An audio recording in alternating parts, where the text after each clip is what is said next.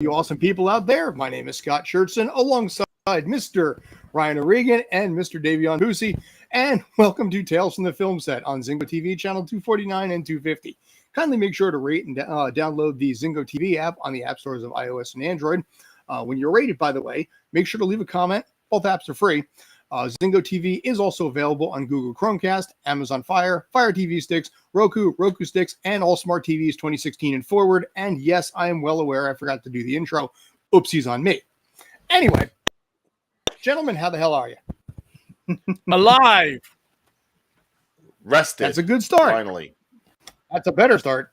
So, well, we're going to be talking about a bunch of stuff that's going on right now. Passing of yet another celebrity. I believe this now makes 6 at this point. The whole adage of basically celebrities dying in threes apparently be damned. We are at 5. This is number 5 of upwards of 6 here. We will also be talking about the, suffice it to say, curious decision by Warner Brothers to spend $90 million on a project they are in fact not going to do.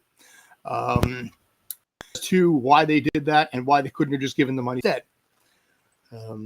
But first and foremost, I think we'll start with Nichelle. You know, word came down obviously recently that Nichelle Nichols, who played Uhura on Star Trek, passed away at the impressive, mind you, age of 89 years old. She is iconic in many, many different ways. Curiously, never actually really reprised the role for anything in the Next Generation, Voyager, or any of that universe, unlike a lot of her co-stars of Star Trek.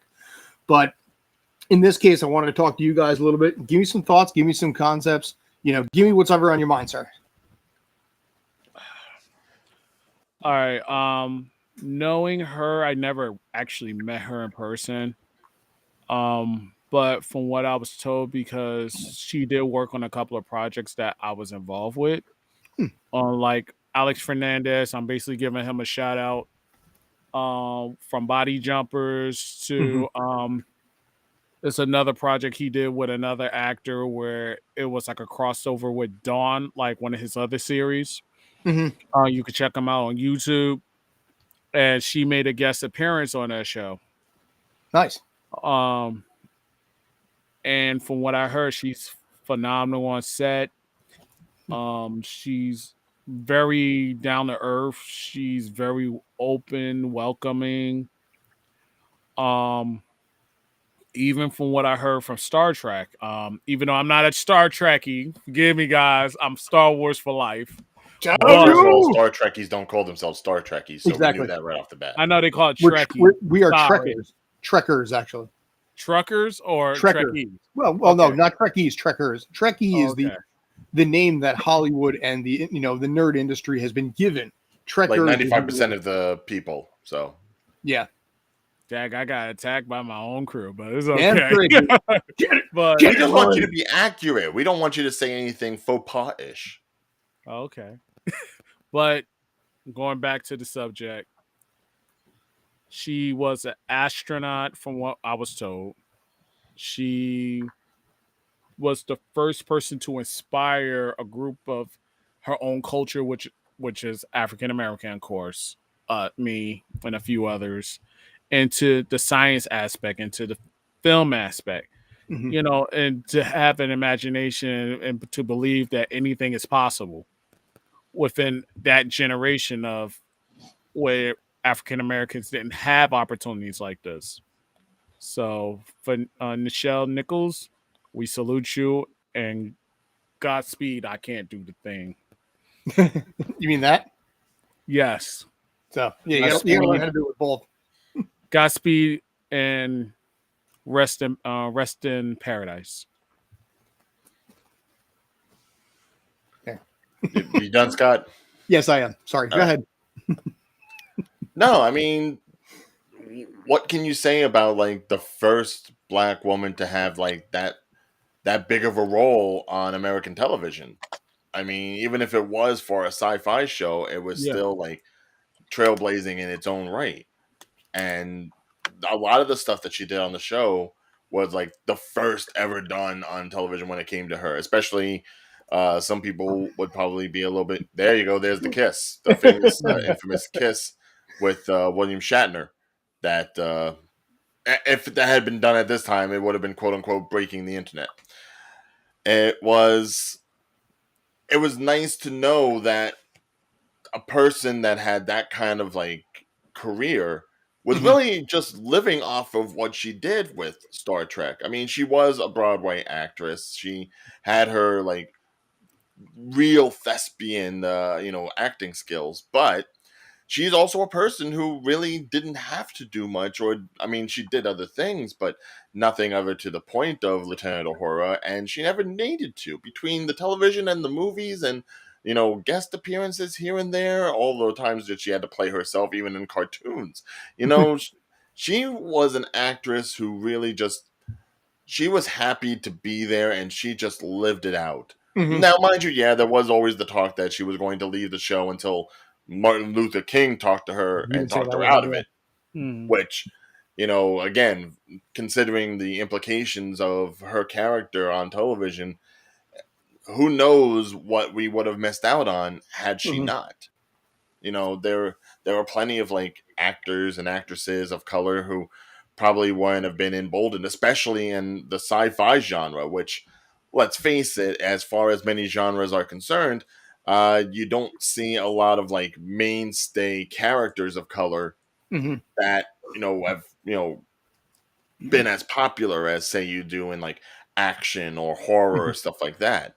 So it's sad to see her go. You could only imagine that the way Star Trek is picking up nowadays over on Paramount Plus, that they would have been able to find something for her to do. They probably would have been able to find her and place her in something like Brave New World or Strange New World, or some maybe even on Lower Decks, just like a comedy thing like she did in Futurama. But unfortunately, she has her legacy, and it's a well-versed one, like non-controversial. You almost like put her up there, kind of like with others, like Walter Koenig, and who was the one that played Scotty? James Doohan. James Doohan. Yeah, those were actors that all they had was Star Trek, but in a sense, all they needed was Star Trek. Really.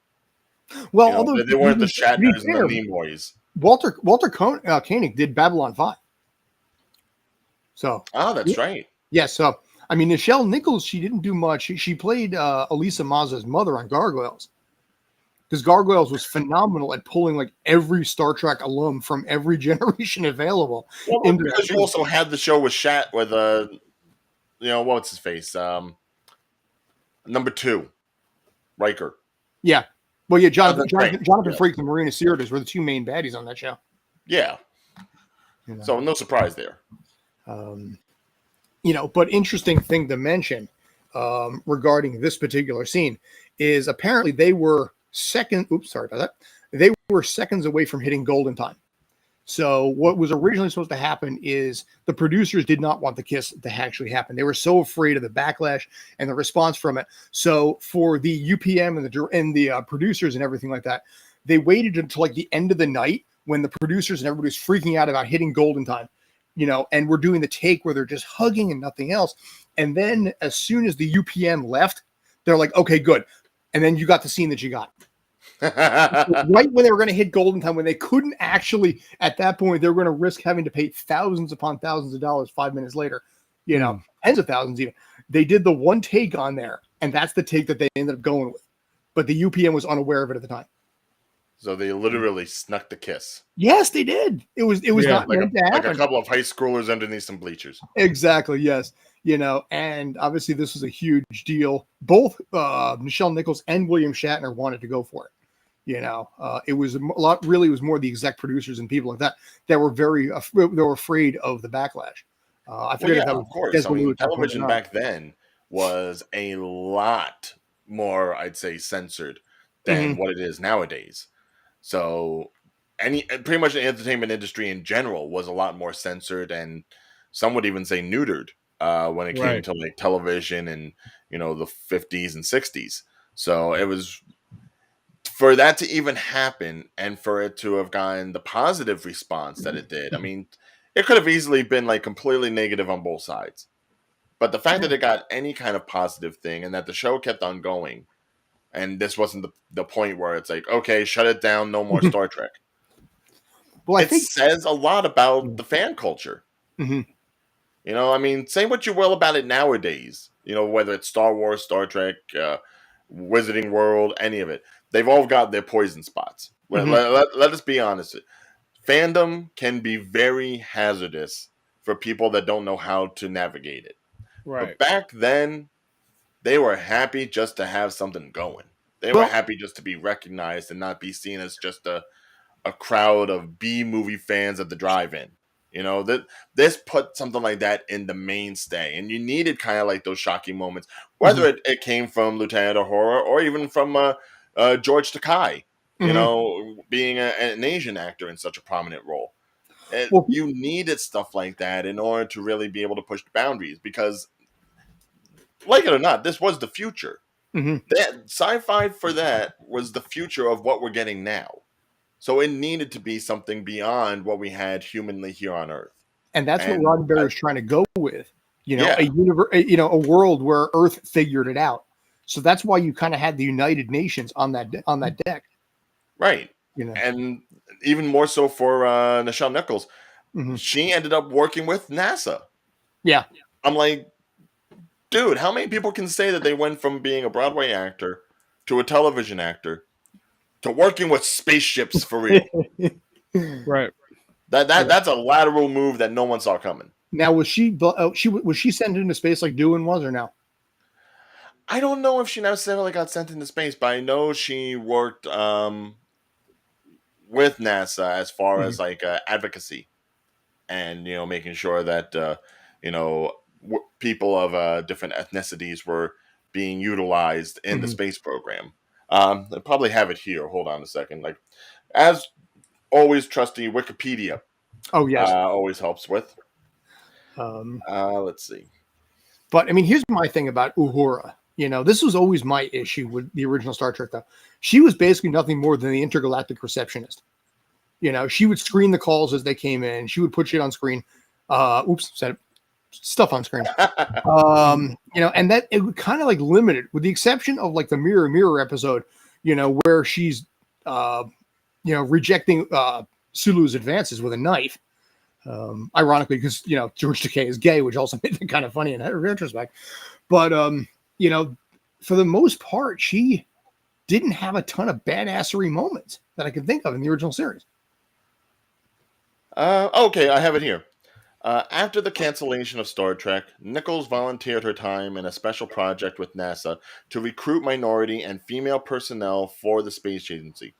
She began this work by making an affiliation between NASA and a company which she helped to run, Women in Motion.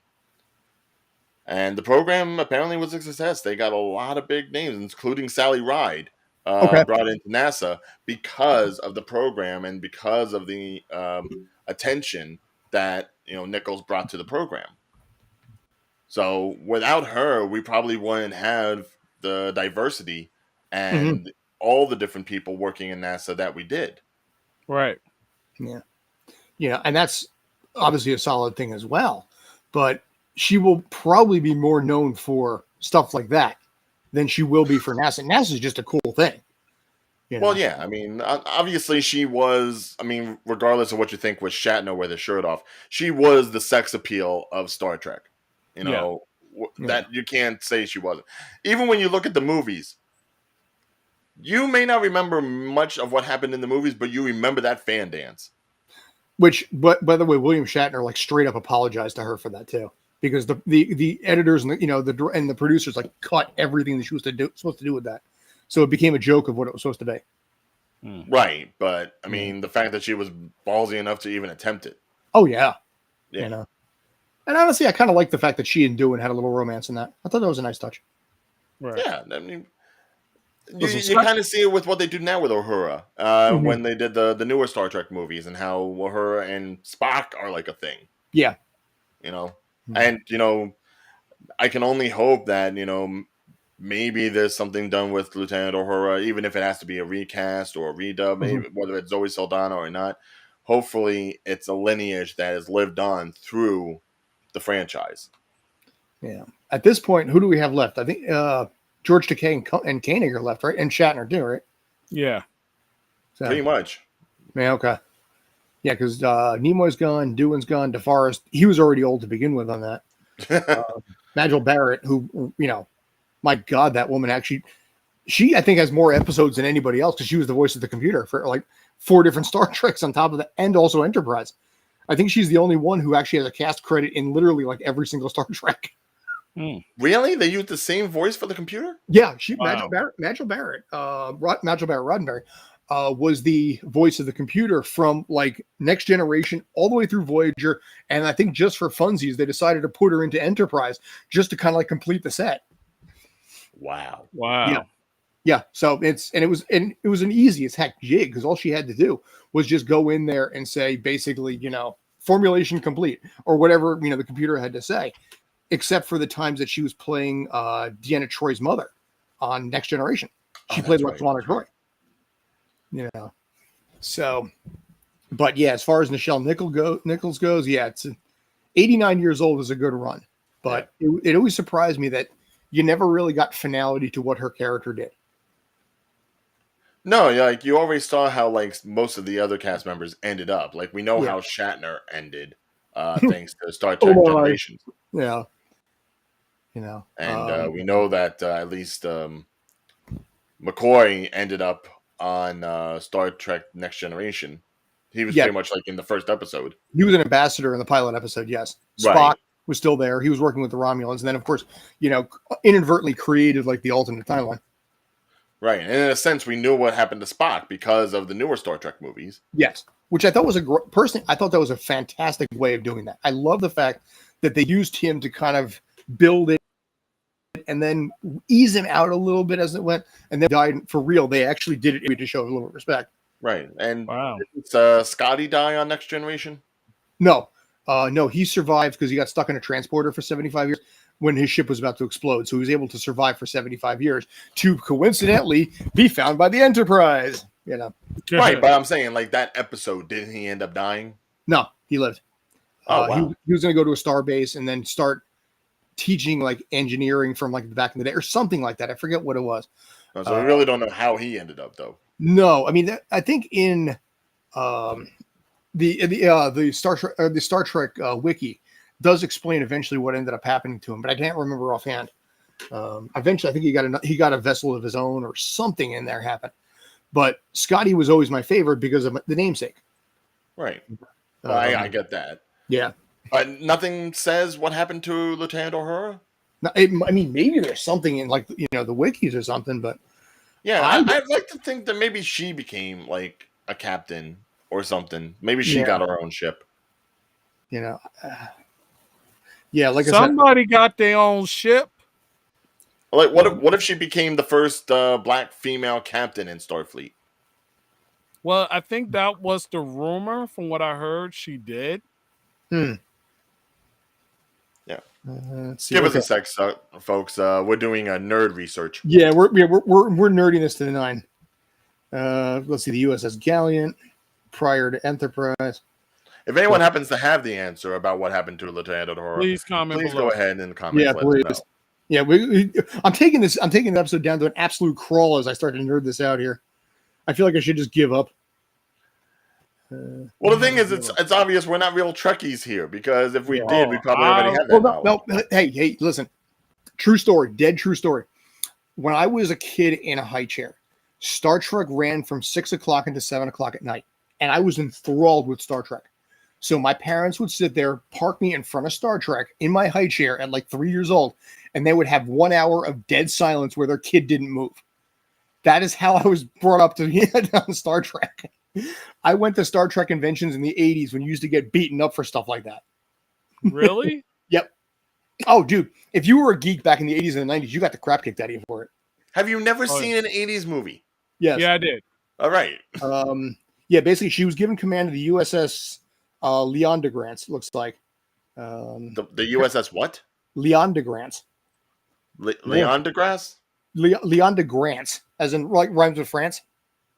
Oh, After that, after the 5 years, she became an academy training ship. Retired. She retained command till 2333. All right, so basically, she was in command for a lot of years there, including a young Jean-Luc Picard. ooh. That's kind of funny. Oh, that's a nice time. Why didn't they do that at the beginning of I wonder the if Picard series? had hair back then. That would have been great. So, but yeah, Nichelle Nichols, I believe we said this a few minutes ago. We salute you. We thank you. Well, hold on. First of all, as far as any Trekkie knows, even non-Trekkies, you do this. Live long and prosper. Indeed. I can't do it. Can't. That's what you say. She lived long. She prospered. So, yeah. That's And why I had one of y'all did it. So and 89. Yeah, I did it with two hands. So basically, I did it for you. You know, thanks. because we look so much alike. It looked like you were signaling something, like crab people. Well, no, because I was actually doing reverse. So That's just gonna mess with my head later. mixed brain dominance. It works well with the dyslexia. But yeah, as far as 89 years old is a phenomenal run. You know, and I know George Takei is taking pretty hard on this one. Yeah. But moving on from CBS and Paramount to HBO and Max. Yeah. Oh goodness. Skip past. There we go. No.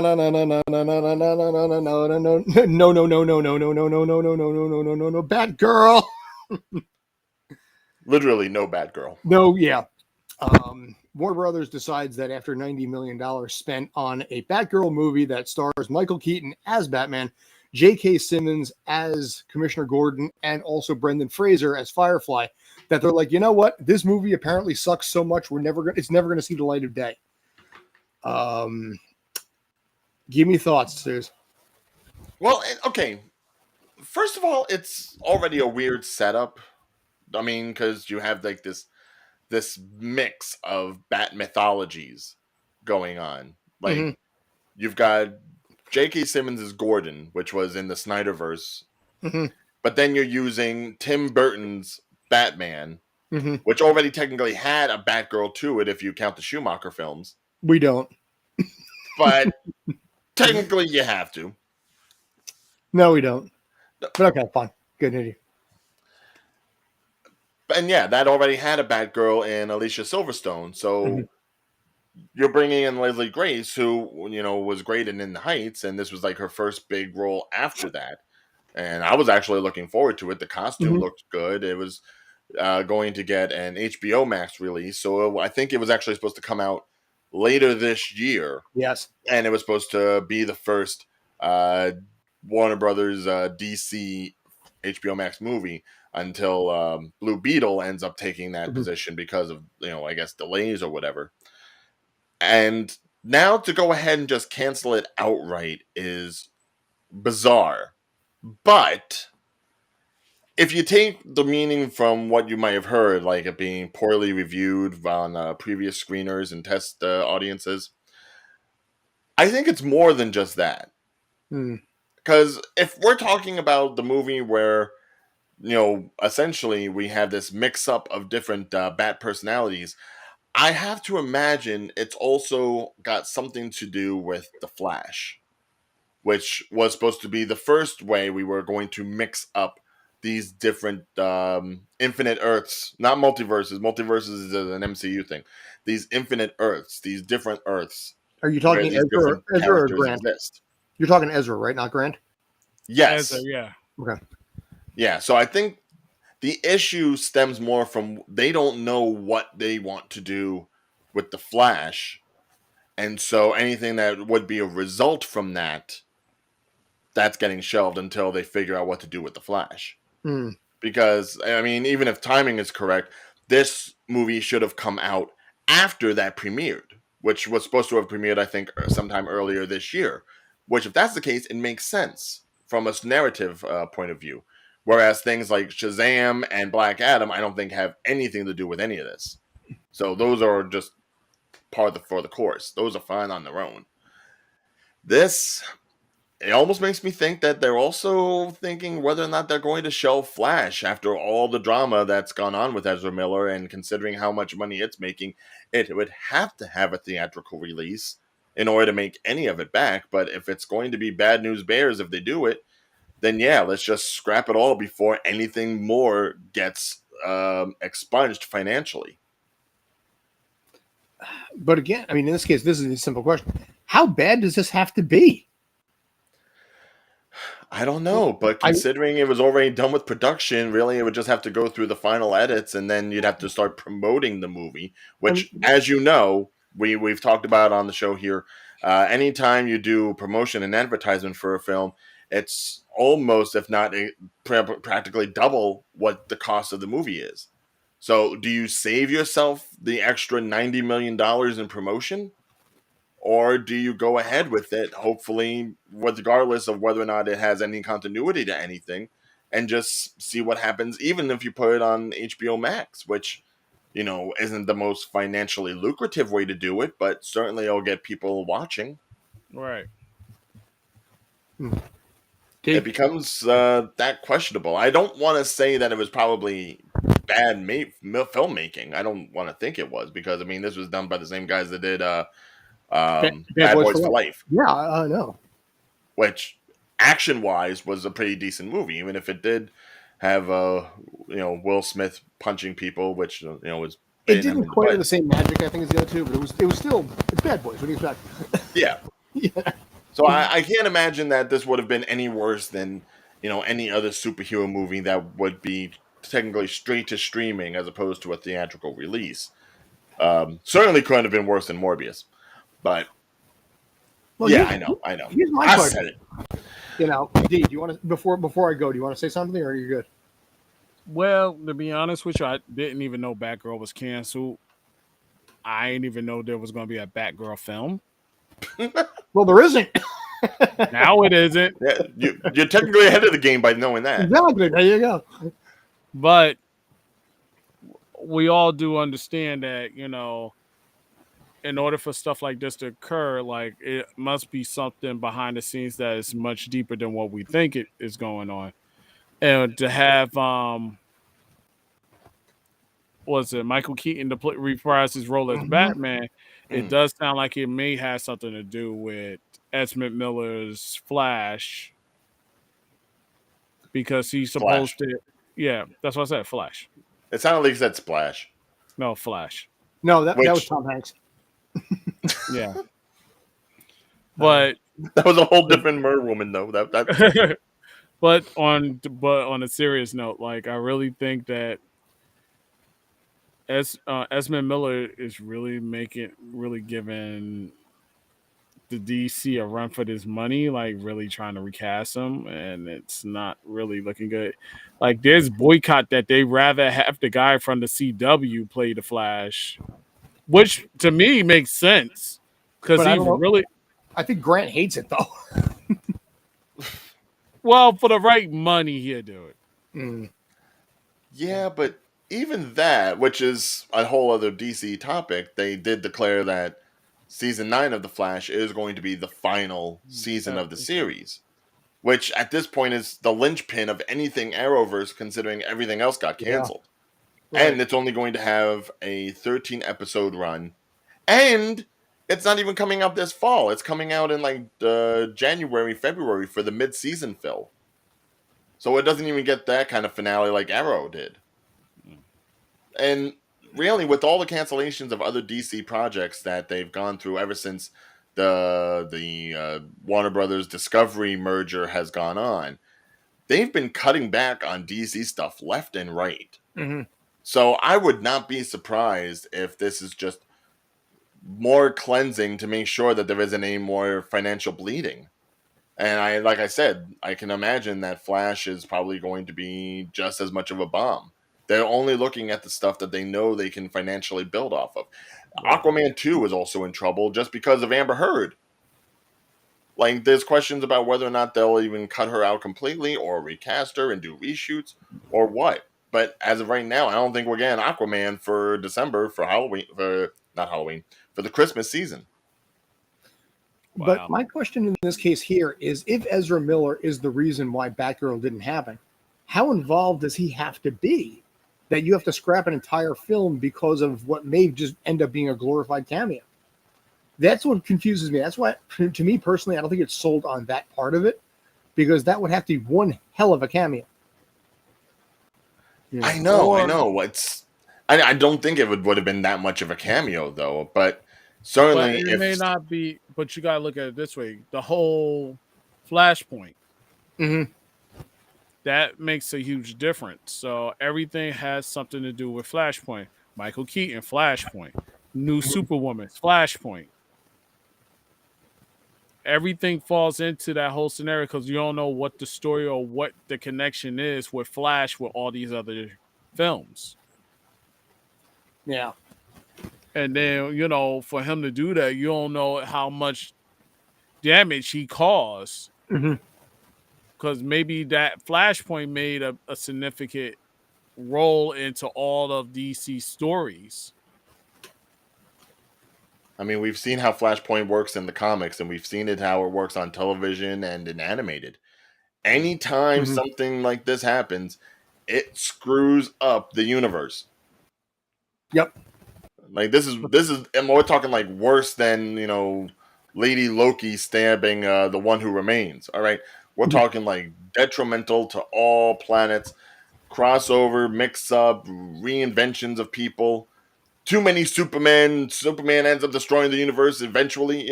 It goes bonkers. Anti Right. Monitor's got nothing on it.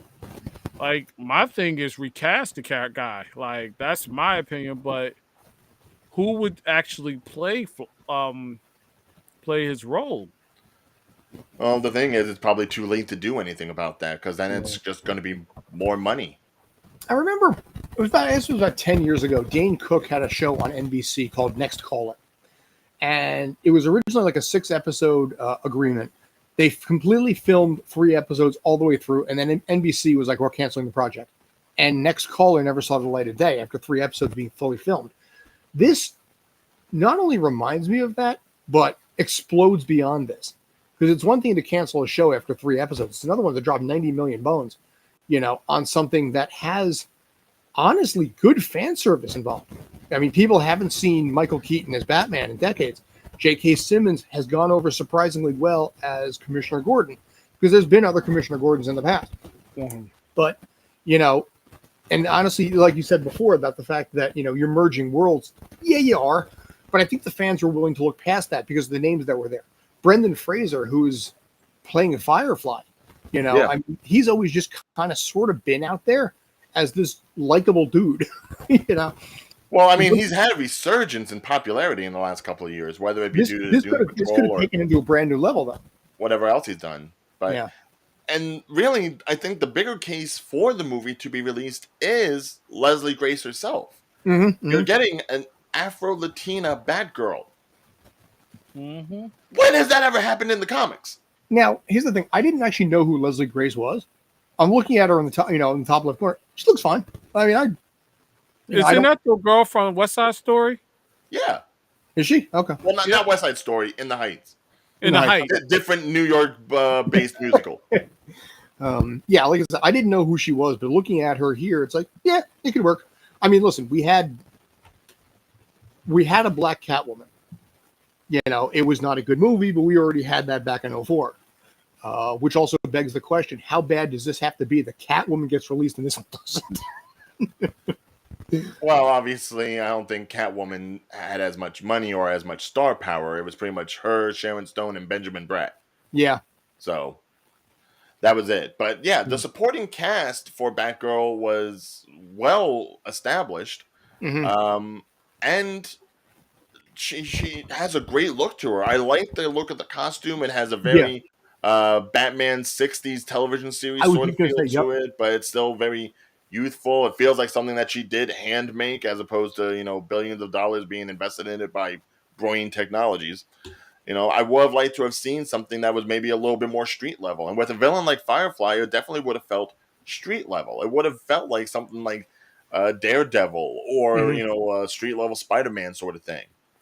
But I think the representation being done by Leslie Grace in this role, we've already seen them try to do similar things on the Arrowverse with the black Batwoman casting after Ruby Rose left, and certainly a mix of different characters throughout the Arrowverse that have either been gender swapped or race swapped, but they still are great characters, and Batgirl herself is a great character.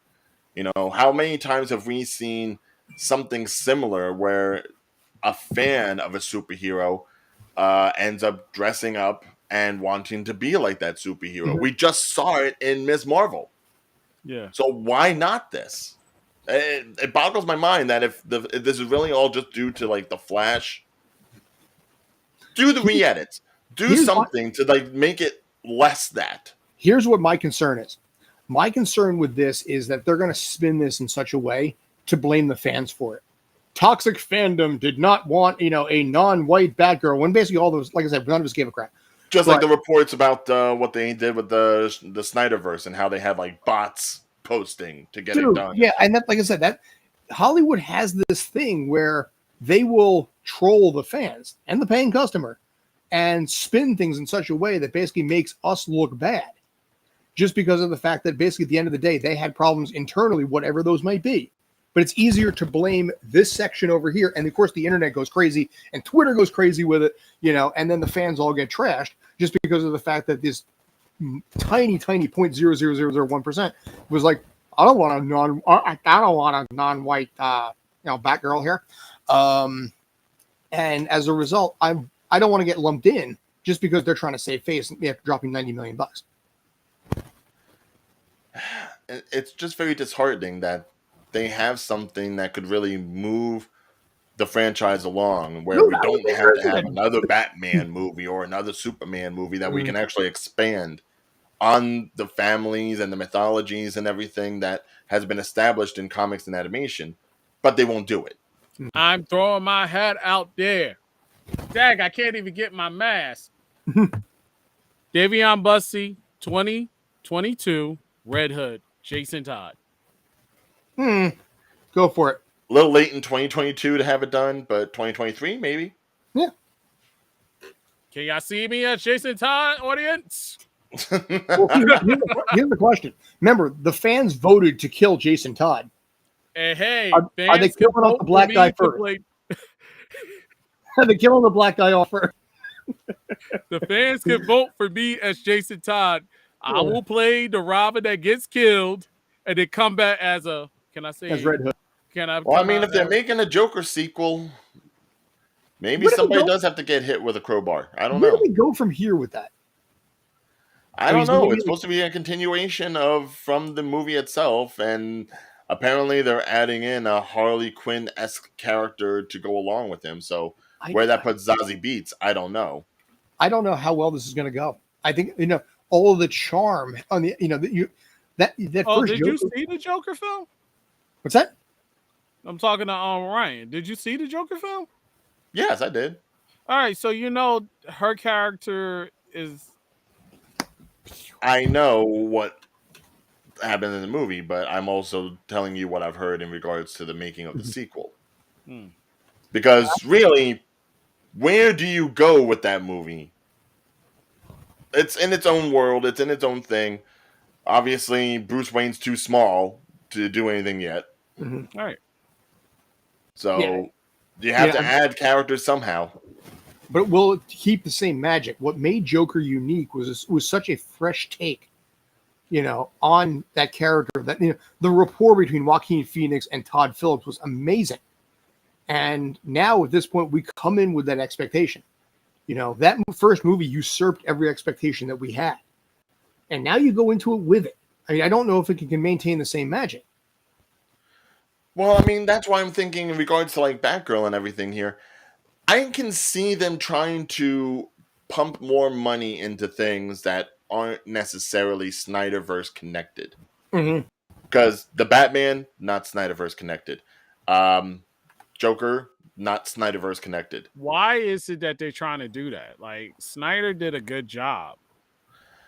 I know. But it's whatever the creative direction of this merger wants to go in. If they don't want to do things with an interconnectivity the way the MCU does, and they want to go in this more Elseworld sort of mentality where like the DC projects are more their own separate things without having to connect to all the other movies, that's going to be their prerogative. I don't know. Zaslav be damned at this point. He's the big man doing putting everything on the chopping block. Including from my understanding, he just doesn't really seem to like things scripted. I think he likes more natural, unscripted, fare from the looks of it. I don't know.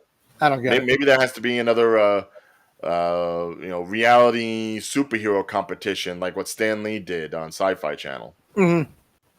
Or what was that drawn together? Remember that animation on Comedy Central?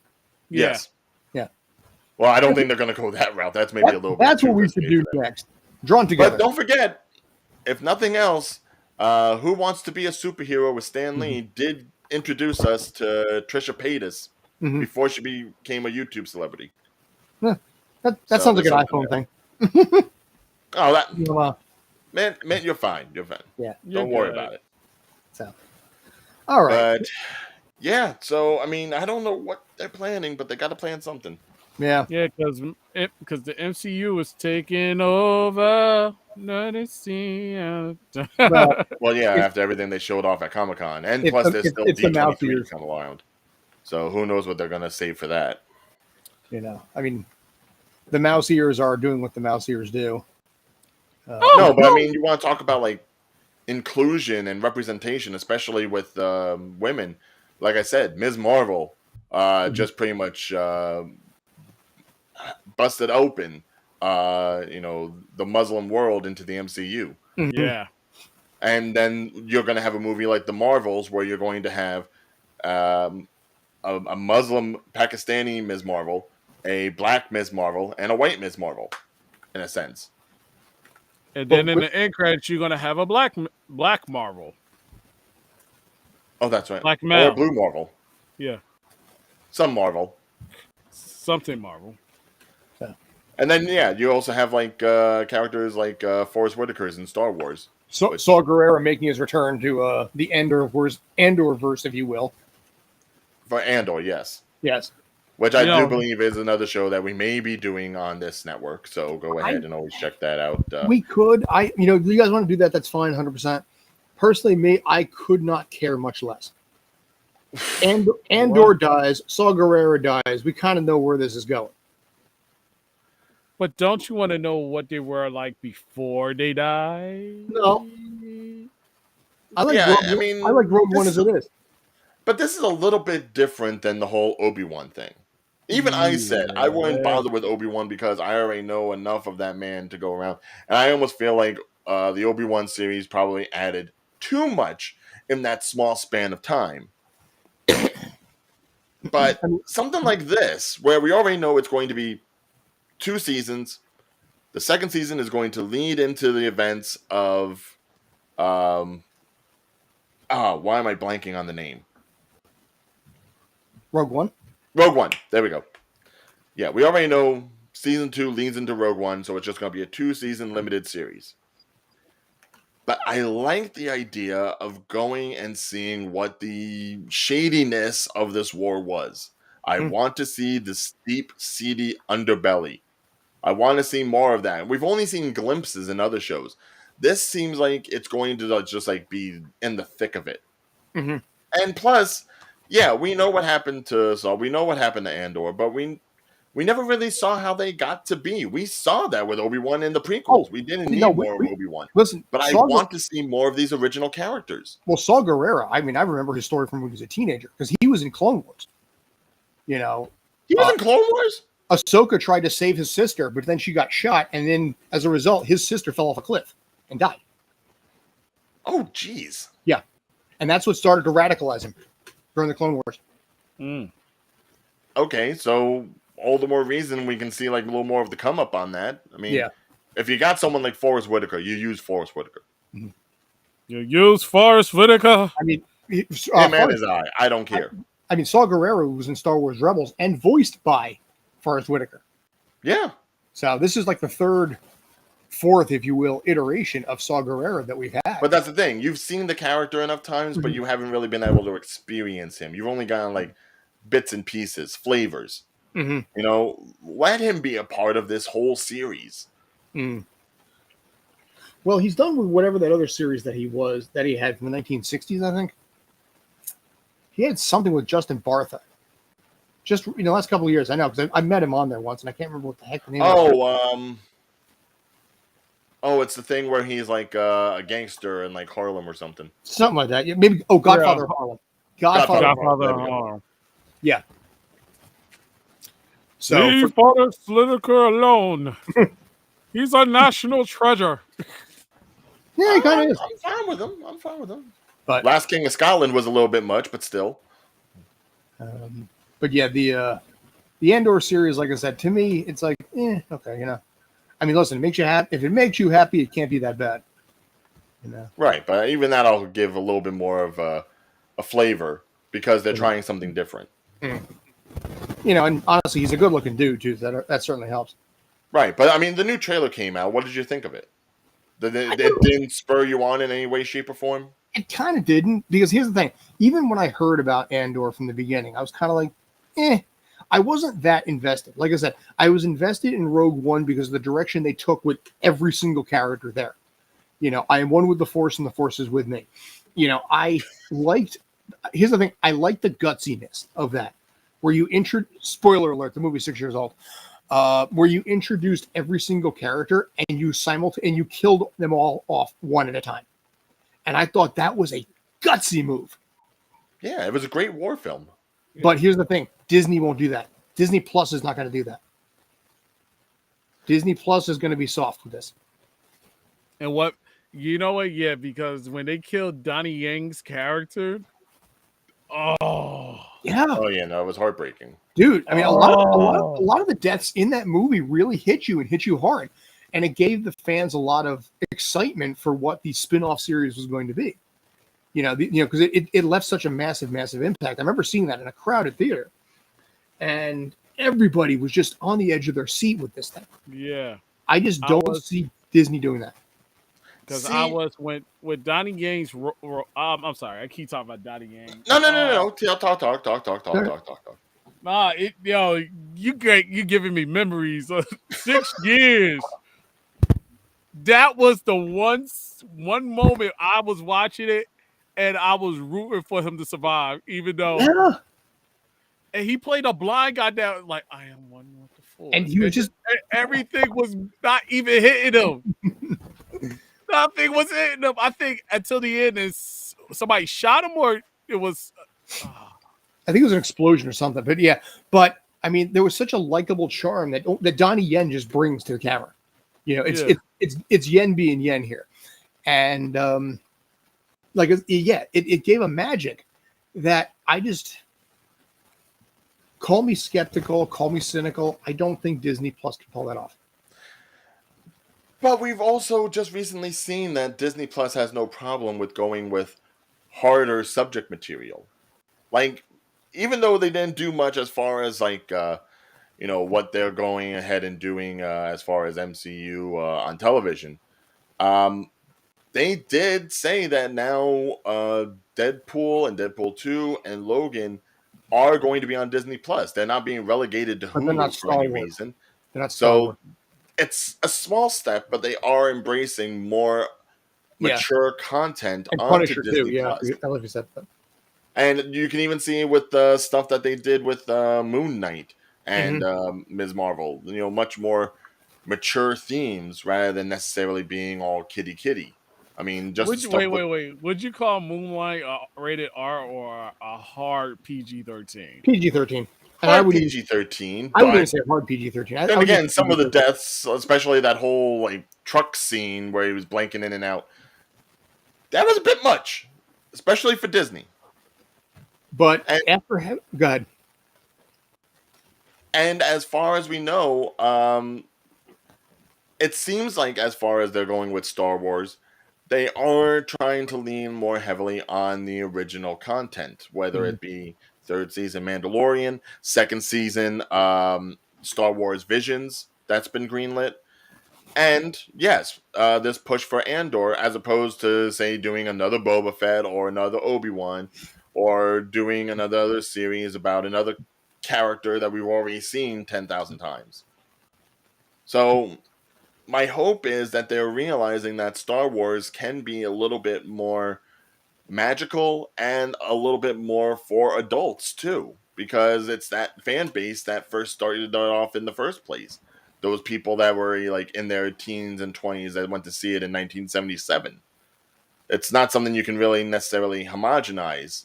So hopefully they're realizing that they can be a little bit more divisive with what they do with the product, and it doesn't all have to be all sunshines and rainbows and Rey and being a Skywalker and all that other stuff. Okay, Yes. now I will say this. Remember that scene in Obi-Wan when Darth Vader dragged Obi-Wan into the fire? That is true. Fair. That was super in the rated R scene. That torture scene was nice. That yes. There were some problems with the Obi-Wan series. Like I said, whoever what was, I can't remember who it was, Kai Patterson, I think it was, who turned that entire series into a 2-hour cut. That looked like a good movie that way, because it just kind of cleaned up certain things in that aspect. But even Obi-Wan had its problems. Most notably, like, everybody lived. I mean, I understand that you have to basically obviously have Obi-Wan and Darth Vader live. I get that.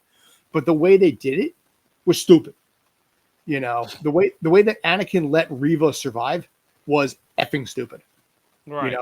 Darth Vader killed his entire squad of 50 stormtroopers because one of them found out he was Anakin. And he's going to let someone who knows his identity and tried to murder him live. It don't work that way. Not with a guy like that. Everybody. So all the more better with something with Andor, where these people will eventually die, and given the circumstances of what they do, murder has to be on the table. When we first saw Andor for the first time in Rogue One, he pretty much just offed an informant. Yeah. Like, no issues. And yet that's basically like one of your heroes for the film. I want to see what gets him to that point. I want to see how much dirt he's got to trudge through. And I'm just saying I'm distrustful at this point. Well, I was distrustful after Boba Fett for sure. That's why I didn't bother with Obi-Wan. I still haven't watched it to this day. Obi-Wan's not. Here's the thing: Obi-Wan's better than Boba Fett was, but that's all because of the charm and the bromance that exists between Ewan McGregor and Hayden Christensen. There is an absolute bromance between those two. Which is funny considering apparently Obi-Wan's just running around with little baby Princess Leia the whole time. Yeah, that was cute too. Don't get me wrong; it was nice. Yes, but what is it with all these people needing a kid sidekick? Nah. You could mold them. You could change them. You could create. You could basically. At least Boba Fett had the wisdom to be like, you know what? This one's a pretty good assassin. Let's keep her alive. Yeah. After she died. But yeah, we got to start wrapping this up. We got about 2 minutes left at this point. Thursday, we're doing a movie, aren't we, Ryan? Yes, we are. Will Day be around for this one, considering he missed out on Kazam? Which does he dare be around for this one? Well, I mean, considering the one that we're doing is, I'm going to be the master of disguise. I'm going to be the master of disguise. I've seen that. Okay, I've seen the film. I have not. When I was a kid, the only other film I have not seen. It's not that bad. I think memory as a kid is not that bad. Right now, I'm not 100% sure as an adult. We need to come up with a drinking game for me. Oh yeah, no, we should have had one for Kazam. Every time the man said his name, every time Shaq raps or does something basketball related, I cannot believe that YouTube flagged that and banned it that video in 7 different countries. I got a copyright flag on that. That's how bad the movie is, folks. If you want to see anything oriented with Kazam, the footage that we used from the watch party, I put the footage underneath of like the various raps. No audio, just straight up. and it got flagged all over the place. And the only way it would be accepted is if I was willing to accept the fact that it was not going to be played in 7 different countries, including the U.S. So I'm like, you know what? I'm not going to risk it on that one. One almost thinks maybe Shaquille O'Neal has a finger in this and is just trying to like stop it from ever being seen again. You shall not remember this. Exactly. So, well, I mean, considering it's a Disney movie now, maybe that's maybe a little bit of something about it. But like, I've seen clips from 7, 8, 9 years ago that are still on YouTube. So why we can't cut anything now, I don't know. But either. We still have at least our watch party commentary to go along with it. So if you want to go with Disney Plus, boot up Kazam on your own, or if you're one of the unlucky people that actually spent money on a hard copy of it, go ahead, punch it in, and you'll see exactly what we thought of the film. But yes, this Thursday we are doing the Dana Carvey classic, considering he has so few films under his belt anyways that aren't Wayne World related, The Master of Disguise. Yes, 5 p.m. Eastern. Check that out. I will probably be getting drunk throughout. Catch you later. Stay awesome. Oh my God.